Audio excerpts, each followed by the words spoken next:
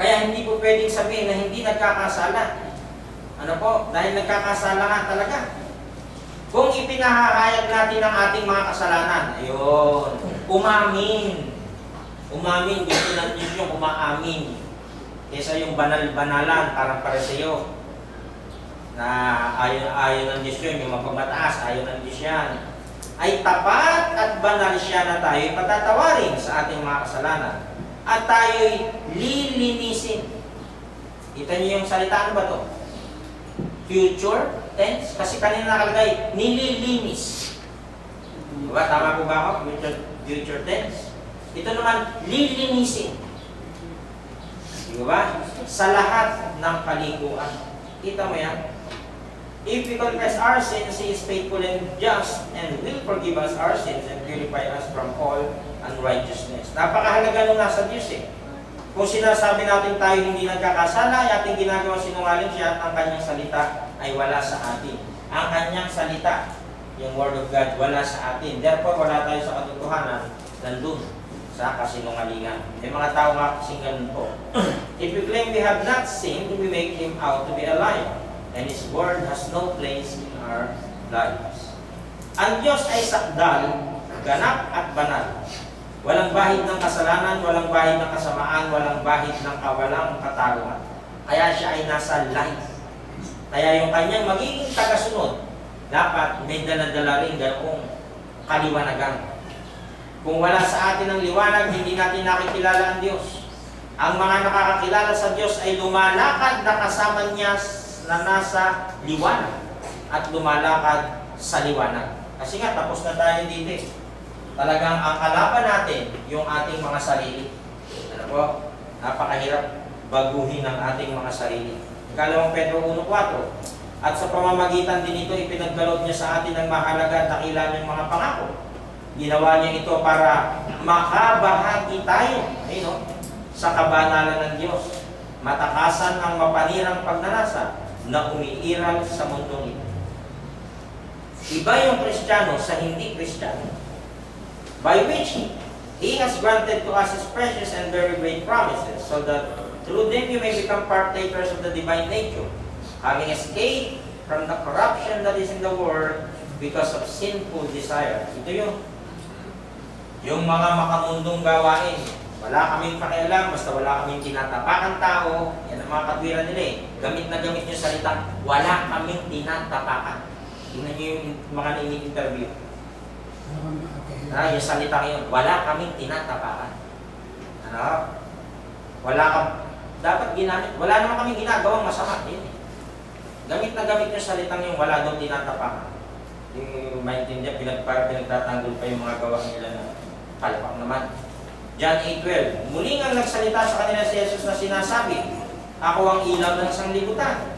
Ang sumusunod sa akin, yung kanyang followers, diba? Yung sumusunod sa kanya, hindi lalakad sa kadiliman, kundi magkakaroon ng ilaw ng kabuhayan. Ano yun? Salvation. Di po ba yun yun? Yung ilaw ng kabuhayan na yun, na ikay ginagabayan ng Diyos. Again, Jesus spoke to them saying, I am the light of the world.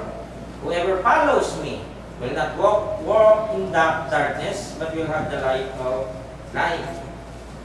Ang Diyos ay liwanag at gayon din ang anak. Pareho silang nasa liwanag. Maliwanag na si Jesus ay Diyos na nagkatawang tao. Dahil sila ay nasa liwanag ng kanyang Ama. Doon pa lang makikita na natin yung hindi kumikilala sa Diyos ay sa ating Panginoong Jesus bilang Diyos. Tao raw, mababasa raw. May talaga naman mababasa eh. Iniiwasan yung Pilipos 2:5 na nagtatawang tao. Di po ba? Nagkakaroon ng kontra yan pagka sinabing yung ating Panginoong Jesus ay hindi Diyos. Kasi pareho silang nasa liwanag. Walang taong nakakita kailanman sa Diyos. Ang nakakita yung kanyang bugtong na anak. Kung siya'y nakita, therefore yung anak ay Diyos. Ganun lang po kasimple. Ang salitang paglakad ay nakakahulugan ng paglago. Yan, yung habang ikaw ay nasa mundong ito, yung iyong faith, inilalakad mo yan. Kaya nga dapat na maunawaan natin mula sa talatang ito na kinakailangan lumago ang mga Kristiyano sa kabanalan at maging matibay sa pananampalataya habang sumusunod sila kay Jesucristo. Hindi ito good for 1 week lang. Matibay ako good for 1 week. Eh, 2 buwan na, hindi na sumasamba. Wala na, bagsak na yung pananampalataya. O, di ba? Hindi yan yung ano lang, kumbaga, ningas pugon lang na ikaw ay malakas ang pananampalataya. Kinakailangan isinasabuhay yung pananampalataya. 2 Peter 3:18, Datapwat magsilago kayo sa biyaya at sa pagkakilala sa ating Panginoon. Marami pa tayong tutuklasing mga talata, mga paksa, yan, dapat lumago yung members. At tagapagligtas na si Jesucristo, sumakanya naman karangal lahat yan ngayon at magpakailanman siya nawa. But grow in the grace and knowledge of our Lord and Savior Jesus Christ. To Him be glory both now and forever. Amen. Lumalago yung bawat kaanib. Kaya mapapansin niyo po, yung paraan ng pagtuturo natin, meron ng monitor, may mga sketch pa, illustration pa, hanggang sa maaabot na maunawaan ng bawat members. Yun yung lumalago, sa kaalaman at biyaya. Hindi dapat na maging tamad ang mga Kristiyano at panuorin na lang ang iba na nagpapatuloy sa kadiliman. Lalo na yung sambahayan natin. At sa kasalanan.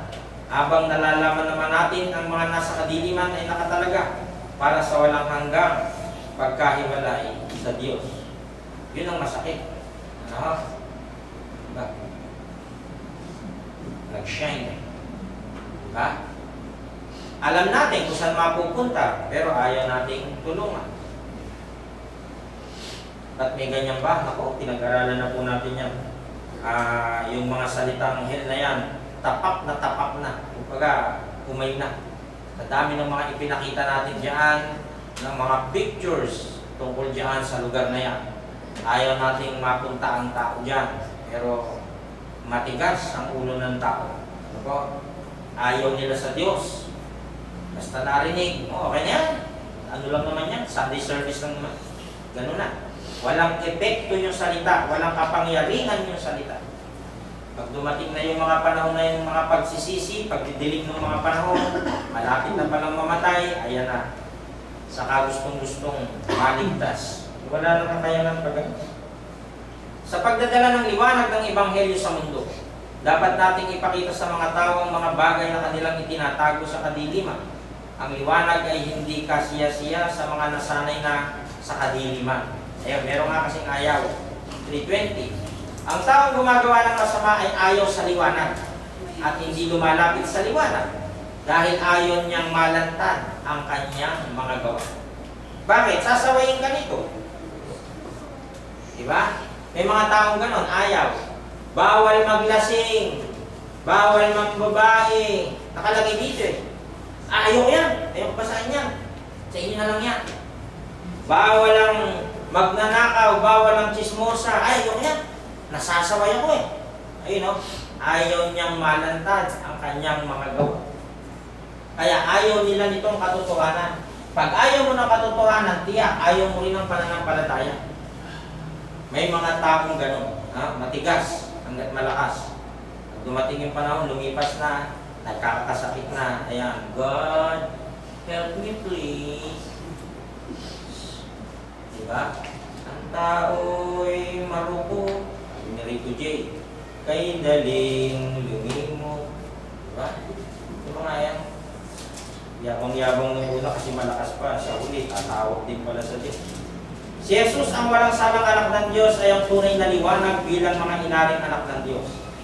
Dapat masalamin sa atin ng mga tao ang kanyang liwanag sa isang mundo na pinagdilim ng kasalanan. Ito yung mission ni Apostol Pablo. Si Apostol Pablo ay ginawang ministro ng mga Hintil. Dinala ni Pablo ang mga tao papunta sa Diyos sa pamamagitan ng kanyang pangangaral. Di ba si Pablo? Nagbago na yan. Pero sinasabi ng ibang Hudyo, hindi, mamamatay tao yan eh. Di ba ganon? Ang sabi sa 26:18, upang idilat mo ang kanilang mga mata. Bakit? Bulag ba lahat? Hindi. Ibig sabihin, kaya ididilat, walang pananampalataya yung mga tao. Faithless.